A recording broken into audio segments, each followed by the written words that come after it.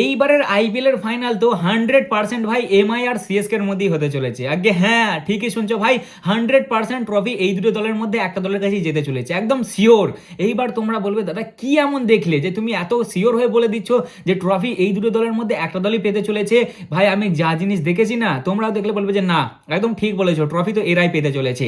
আসলে ভাই আইপিএল এর প্রিপারেশন তো মোটামুটি সব কটা দলই শুরু করে দিয়েছে, বাট যেভাবে এমআই আর সিএসকে এর প্লেয়াররা করেছে না ভাই, ওই লেভেলের প্রিপারেশন কেউ করতে পারেনি, বুঝলে? বিশেষ করে এরা যাদেরকে গুরুদেব মেনেছে, ট্রফি তো এদের কাছেই আসছে। আসলে ভাই এমআই এর তোমার দীপক চাহার, আর সিএসকে রাহুল চাহার আর কার্তিক শর্মা, এরা তোমার লেজেন্ডারি সেই বুজবাম্প আর হোয়াইট লিপস্টিক কোম্পানির মালিকের সেই সিউ বালা বার্মা পাচ্ছে না, ওইটা দিয়ে শুরু করেছে ভাই। ওরা বলছে এরাই এইবারে আমাদের গুরু, ওরা সেই গুরুদেবদের লেজেন্ডারি একটা ওয়ার্ম আপ আছে না, সেইটা দিয়ে শুরু করেছে। তাহলে তোমরা বলো এবার ফাইনাল হবে না এদের দুজনের মধ্যে?